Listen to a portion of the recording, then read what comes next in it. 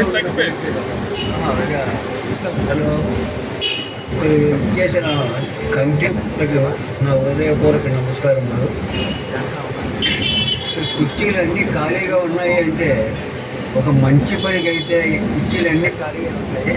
అదే చెత్త పనులు అనుకుంటే అది కుర్చీలు చాలా రోడ్లు నిండా ఫుల్గా జనం ఎందుకుంటారు. ఈ కుర్చీలు అంటే ఎలా, ఈ జనాలు ఎలా ఉంటారా అని నాకు సందేహం వచ్చింది.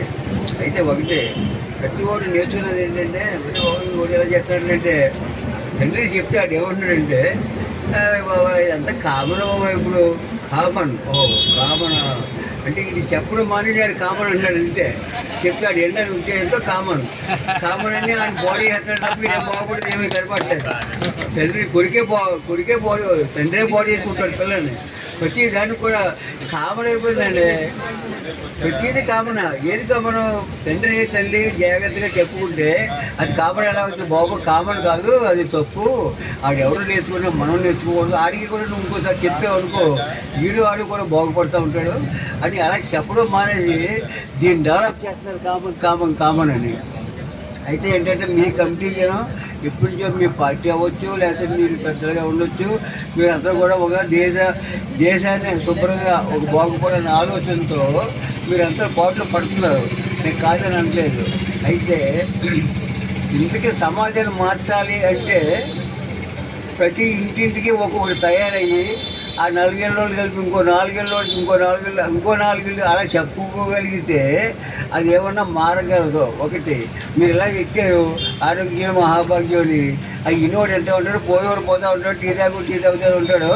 ఏంటి అది తిందాం కూర్చుందాం, ఆ టీ తాగుకోవడం కూడా అక్కడ కూర్చోట్లేదు, అటు మామూలుగా వెళ్ళిపోతున్నాడు. ఓహో ఇదే పరిస్థితి అని మనసులో అనిపించింది.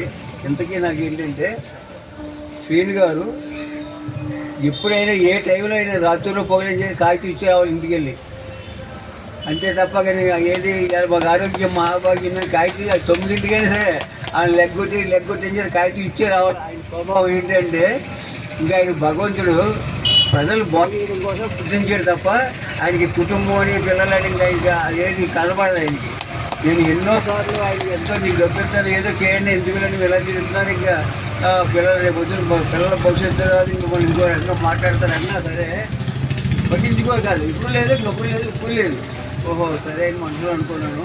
ఆయన అప్పుడు ఇందాక ఇంటి దగ్గర కూడా అనుకున్నాను, దీనికి ప్రజల కోసం పుట్టాడు తప్ప ఏమీ కాదు అని మనసులో వచ్చింది. కానీ ఈ పెద్దలు మీ కమిటీ పెద్దలు ఉన్న ఆశయాలన్నీ నెరవేర్చి ఆనందంతో నేను మీకు మేనేజ్ చేస్తున్నాను. ఈ అవకాశం ఇచ్చిన మీ పెద్దలకు హృదయపూర్వక నమస్కారం.